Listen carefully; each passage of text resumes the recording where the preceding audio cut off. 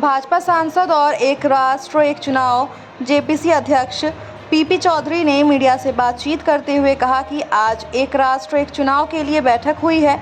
पूर्व मुख्य न्यायाधीश न्यायमूर्ति खेहर और न्यायमूर्ति चंद्रचूड़ हमारे समक्ष उपस्थित थे और हमने बातचीत की। राष्ट्र निर्माण के लिए इस समिति के लिए यह एक सुनहरा अवसर है। समिति के सभी सदस्य दलगत राजनीति से ऊपर हैं और एक अच्छा एक राष्ट्र एक चुनाव विधेयक तैयार करने पर केंद्रित हैं।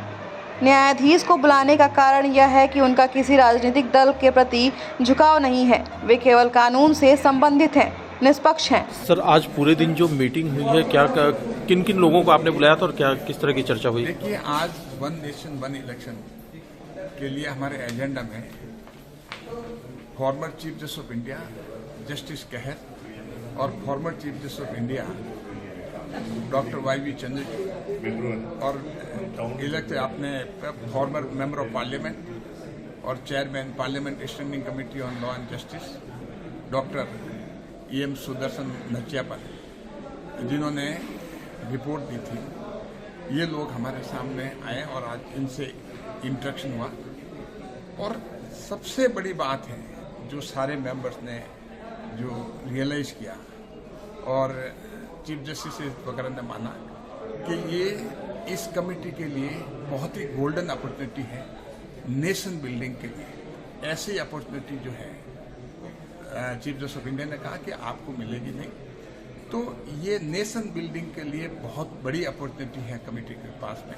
और कमेटी के सारे मेंबर्स, मुझे इस बात की खुशी है कि पार्टी पॉलिटिक्स से ऊपर उठ करके वन नेशन वन इलेक्शन का बिल अच्छा प्रिपेयर हुआ है। विभिन्न तरह के क्वेश्चन जो हैं, हमारी क्लैरिफिकेशन जो है, उनको फॉर्मर चीफ जस्टिस भारत के पूर्व मुख्य न्यायाधीशों को पूछे गए। काफ़ी चीज़ जो है वो क्लियर हुई कि भारत के संविधान के सम्मत वन नेशन वन इलेक्शन को हम कैसे बना सकते हैं और इस बिल में अच्छी तरह से सारे इनपुट ऐसे हम इनकॉर्पोरेट करें जो राष्ट्र के हित में हो। ये सारे सदस्यों का मानना है और सारे जो हमारे सामने जितने भी एक्सपर्ट्स आ रहे हैं उनका भी मानना है कि हम सारे मिलकर के देश को आगे बढ़ाने के लिए बहुत आज की तारीख में वन नेशन वन इलेक्शन का होना जरूरी है। सर, इससे पहले भी आप 2 CJI और बुला चुके हैं, रंजन गोगोई और जस्टिस यूयू ललित। तो कुल मिला जुला करके किस तरह की तस्वीर निकल के आ रही है? क्या सहमति है साइमल्टेनियस इलेक्शन को लेकर? देखिए, जहाँ तक जजेस को बुलाने का कारण ये है कि उनको किसी पॉलिटिकल पार्टी से कोई अलाइनमेंट नहीं है, कोई बायस नहीं है, वो सिर्फ और सिर्फ कानून देखते हैं। तो हमारा पर्पज ये है कि वन नेशन वन इलेक्शन का जो कानून बने वो कानून भारत के संविधान के सम्मत हों। इस वजह से इनको भारत के संविधान के बारे में बड़ा जानकारी का बड़ा लंबा अनुभव है। भारत के चाहे मुख्य न्यायाधीश हों, चाहे सुप्रीम कोर्ट के जजेस हों, चाहे विभिन्न हाई कोर्ट के चीफ जस्टिस हों, तो इनको हमने बुलाने का कारण यही है कि ये लोग अनबायस्ड। तो हम चाहते हैं कि हमें ऐसी इंफॉर्मेशन मिले कि हमें ये नहीं कि इस पक्ष की मिले या उस पक्ष की मिले। हमें ये नहीं कि ये सिर्फ वन नेशन वन इलेक्शन के बारे में बोले, ये नहीं कि ये वन नेशन वन इलेक्शन के खिलाफ बोले।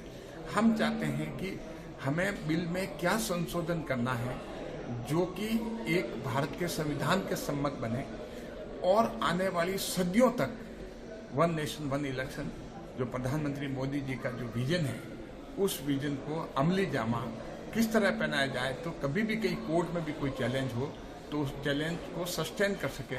इस तरह का चाहते हैं कि हम ये कानून बने। सर, कमेटी ने स्टडी टूर भी किया है, 5 राज्यों में भी गई है। राज्यों की बड़ी अहम भूमिका होगी। राज्यों का क्या रुख निकल करके आ रहा है?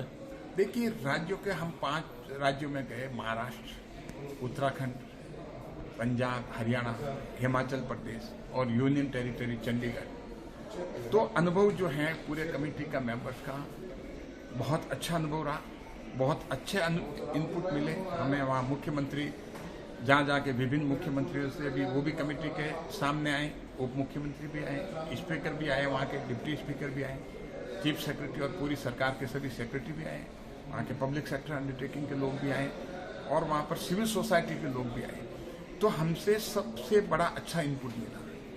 और ऐसी जगह पे जैसे उत्तराखंड की बात करें तो वहाँ के मुख्यमंत्री ने बताया हमें कि भाई किस तरह से हमारे दुर्गम ऐसे स्थान हैं जहाँ पर बूथ, हजारों बूथ जो है बहुत ही पहाड़ियों के बीच में है, वहाँ 5 किलोमीटर के पहले कोई, उसके बाद में कोई रोड ही नहीं है, वहाँ पहुँचने के लिए 2-2 दिन लग जाते हैं। स्कूल की छुट्टियां रहती हैं, बच्चे पढ़ नहीं सकते, बार बार इलेक्शन होने से वोटर लिस्ट पहले कभी पंचायत और म्यूनसिपलिटी की बनाए, फिर बाद में विधानसभा की बनाए, लोकसभा की बनाए, फिर इन तीनों के अलग अलग इलेक्शन करें। और उनके टूरिज्म सीजन जो है 2 महीने ही होता है, जैसे सितंबर अक्टूबर का, और ये अगर मान लो उसमें देखें मार्च अप्रैल मई तक का, उसके बाद में अगर दोनों टाइम इलेक्शन हो जाए तो उनकी तो पूरा इकोनॉमी जो है टूरिज्म पे निर्भर है, 43% वो खत्म हो जाती है। तो ये सारी बातें जो हैं हम अगर स्टेट में नहीं जाते तो हमें नहीं मिलती।